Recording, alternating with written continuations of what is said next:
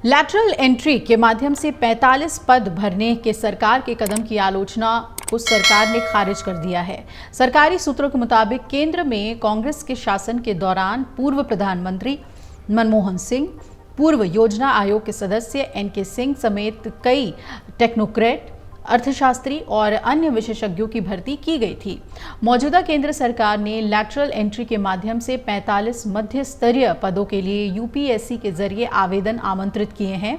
सरकार के इस कदम पर कांग्रेस और कुछ अन्य विपक्षी दलों ने खासतौर पे एसपी, बीएसपी ने सरकार पर जमकर निशाना साधा। सरकारी सूत्रों ने कहा कि कांग्रेस शासन के दौरान सरकार में शामिल होने वाले अन्य लोगों में सैम पित्रोदा, वी कृष्णमूर्ति, बिमल जालान, कौशिक बसु, अरविंद विरमानी, रघुराम राजन, मोंटेक सिंह अहलूवालिया और नंदन नीलकर्णी शामिल हैं। टेक्नोक्रेट और उद्यमी सैम पित्रोदा को 1980 के दशक में राजीव गांधी के प्रशासन के दौरान भारत सरकार में लाया गया था। उन्हें देश की दूरसंचार क्रांति में लाया गया और महत्वपूर्ण भूमिका के लिए जाना जाता है। उन्होंने राष्ट्रीय ज्ञान आयोग के अध्यक्ष और सार्वजनिक सूचना संरचना और नवाचार पर पीएम के सलाहकार के रूप में भी कार्य किया। वहीं अर्थशास्त्र की पृष्ठभूमि से आने वाले बिमल जालान से आईएमएफ और विश्व बैंक जैसे अंतर्राष्ट्रीय संस्थानों के मुख्य आर्थिक सलाहकार और बाद में भारतीय रिजर्व बैंक के गवर्नर के रूप में कार्य किया। प्रमुख एकेडमिक अर्थशास्त्री कौशिक बसु को 2009 में सरकार के मुख्य आर्थिक सलाहकार के रूप में नियुक्त किया गया। बाद में वो विश्व बैंक में मुख्य अर्थशास्त्री नियुक्त हुए थे। रघुराम राजन ने 2013 से 2016 तक भारतीय रिजर्व बैंक के गवर्नर के रूप में कार्य किया। उन्हें 2012 में वित्त मंत्रालय में सीईए नियुक्त किया गया था। 1971 में लैटरल एंट्री के जरिए ही सरकार में आए मनमोहन सिंह को विदेश व्यापार मंत्रालय में आर्थिक सलाहकार नियुक्त किया गया। बाद में उन्होंने भारत के आर्थिक उदारीकरण में महत्वपूर्ण भूमिका निभाई और 1951 में वित्त मंत्री बने। उन्होंने कांग्रेस के नेतृत्व वाली यूपीए सरकार के 2 कार्यकालों के दौरान प्रधानमंत्री के रूप में भी काम किया। और सूत्रों ने यह भी बताया कि टेक्नोक्रेट वी कृष्णमूर्ति ने भारत की औद्योगिक नीति में महत्वपूर्ण भूमिका निभाई। उन्होंने बीएचईएल और बाद में मारुति उद्योग के अध्यक्ष के रूप में भूमिका निभाई थी। उन्होंने राष्ट्रीय विनिर्माण प्रतिस्पर्धा परिषद के अध्यक्ष के रूप में भी काम किया।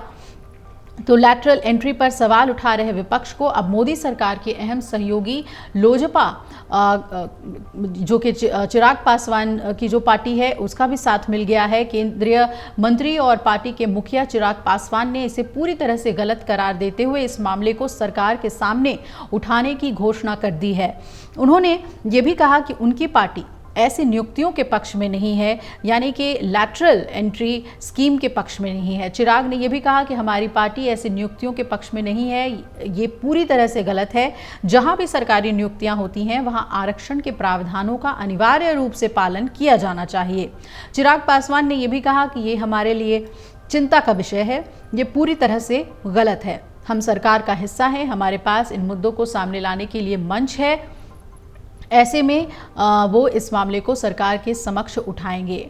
अब आइए सरकार का पक्ष भी समझ लेते हैं। इस मुद्दे पर सरकार विपक्ष पर अब हमलावर है। सरकार का कहना है कि लैटरल एंट्री नीति की शुरुआत यूपीए 1 सरकार के दौरान हुई थी और अब कांग्रेस भ्रम फैलाने के लिए अपने ही सरकार की नीतियों की आलोचना कर रही है। सरकार के सूत्रों का कहना है कि 2005 में दूसरे प्रशासनिक सुधार आयोग ने भी इसका समर्थन किया था। तो अब देखना है कि ये जो सरकार आरोप लगा रही है कांग्रेस पर कि आपके शासन में ही ये लैटरल एंट्री स्कीम आई थी, उस पर क्या जवाब कांग्रेस देती है। अगर आप ये वीडियो YouTube पर देख रहे हैं तो हमारे चैनल को सब्सक्राइब करें और बेल आइकन को दबाना ना भूलें। अगर आप Facebook पर ये वीडियो देख रहे हैं तो हमारे पेज को लाइक करें।